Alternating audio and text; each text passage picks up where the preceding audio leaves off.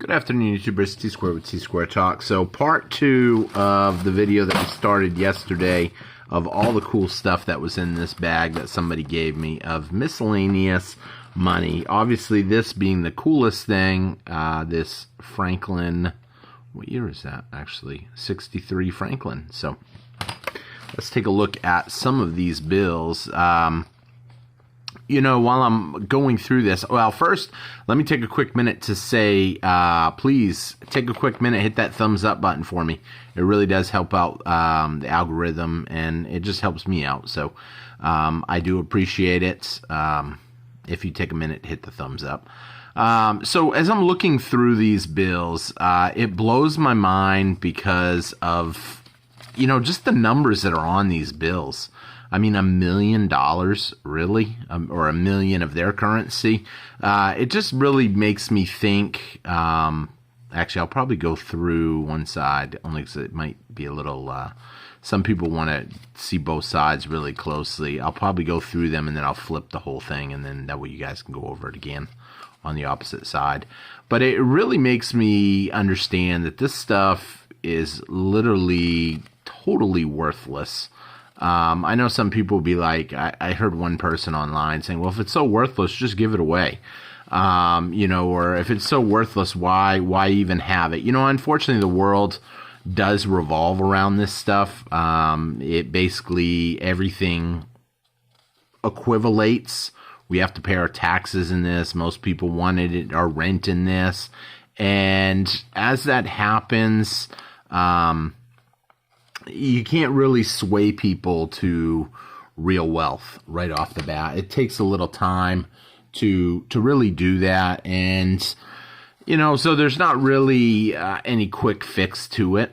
It's just kind of crappy that, you know, everything revolves around this as the main option, you know. And then when you try to, like, institute more trading for real money, stuff like this, you know, you hear, you know, people look at you differently, like you don't want to spend your money. I find it interesting that people are so fixated on wanting this over sound money. I mean, I really don't want any of this. Obviously, I have to keep a certain amount of it, just because the world revolves around it. But the truth of the matter is, it will be worthless, I believe, someday. And once you understand that, you're just in a better off spot. Because real wealth is gold and silver, in my opinion. And yeah, I was looking at these. These are really cool. I think they're like basically really old Canadian notes. It's bumming that this one is ripped in half. It would have been nice if someone had a good one, but that's okay. This one's nice. They're still cool. I think this might be along the lines, someone from Canada, if they watch this might be along the lines of like a silver certificate, in the sense of the age. Let me hit something real quick.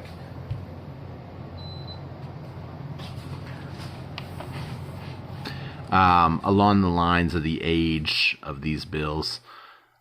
And obviously this bag came from up in Maine. So, I mean, a lot of people may notice that there's a lot of Canadian money, 86 on the $2 bills. And, you know, they don't even really, I don't know if they still use ones and twos. Again, someone in Canada, please let me know. Because they got rid of the penny. I think they have a loon coin, so a $1 coin. They have a $2 coin. And I think they pretty well got rid of a lot of this. This is really cool, I think, because of what's going on right now. This is actually, I believe, the father, even though the son is the one that's really trying to de-dollarize. It's kind of cool to see, you know, I mean, this is the dad. And he doesn't look anything like that nowadays. 100 pesos. Japanese money. Kind of cool.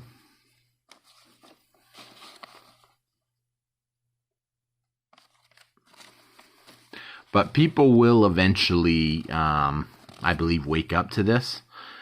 When they do, I think it could be late. I mean, you know, I met up with a new guy today that's a new friend of mine that I just met. And, you know, he was talking to me about maybe wanting to get into silver. But so busy with work and everyday stuff that, you know, he just doesn't really... He's nervous to pull the trigger, I guess you can say. That was the vibe that I got.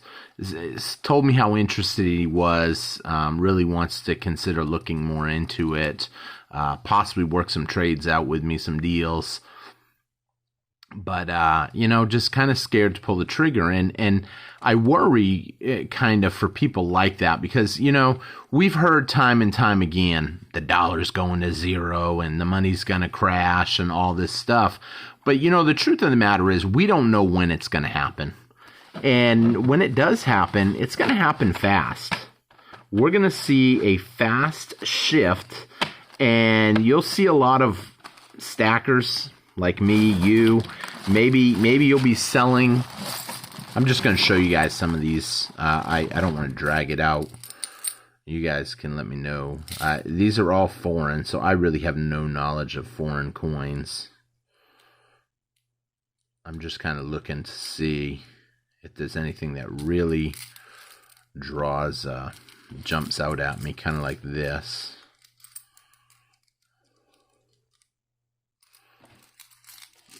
I think these people, you know, that are just so busy are gonna one day be like, oh man, what did I do? I should have got in on it, and they'll miss the boat. But we could see another, I'll say, oh, it's only an 87. It just looks so different. 1987. The old style penny. This would probably be an equivalent to a wheat penny for us. But Canada doesn't even make pennies anymore, so that's kind of cool when you think about it, the foreign coins. Take a look at another handful here. And maybe nothing will happen and we'll see it come back down. But we've got silver starting to get fired up. I don't know if you guys have been noticing every other day that I would almost bet that's silver right there.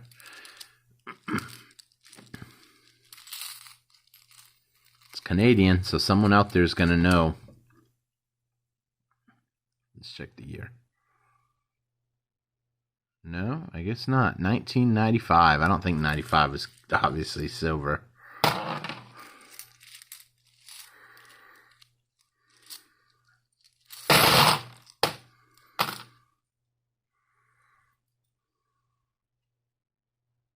They've been saving this stuff forever. Whoever...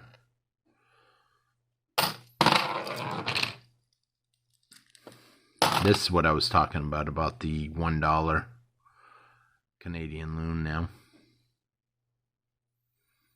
1987. I know someone told me ask for, when you're there, ask for Canadian money. Ask different places. Someone up near Niagara Falls told me they find a lot of stuff because they're so close to the border. And the same thing, I'm sure, goes for Maine.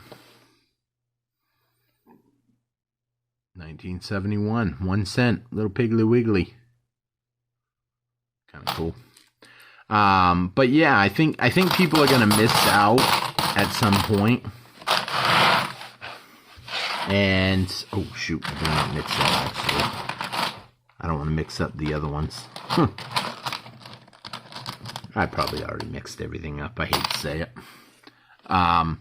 I think down the road, people are just going to wake up and they're going to realize, man, they missed the boat on gold and silver. I know a lot of people were waiting for sub 20. I'll be honest. I was hoping it was going to go under 20. I'm kicking myself in the butt for a mail order offer that I had the other day for Christmas tree and Santa and snowman rounds at $26. I didn't want them because I didn't like what was on them, and I missed out. And you know, because holiday rounds are one of them funny things that people don't like after the holidays.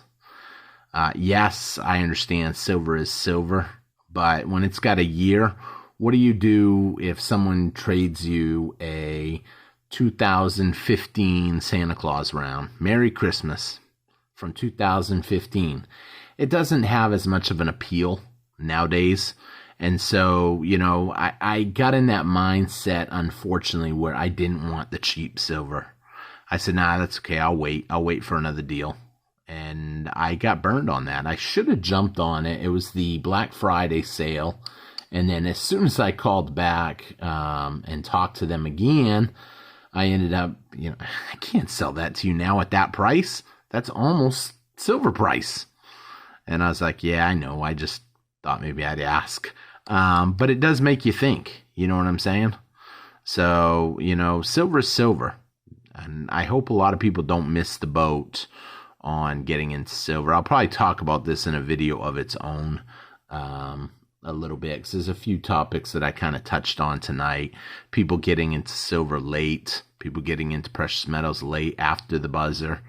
You know, there were people that liked silver at $5 and then it goes up to 10, 15, 20, all the way up to 49, and they didn't like it. And there were some people that did get stuck at $49 and they're just waiting to recover their money. So, I mean, it is something to think about.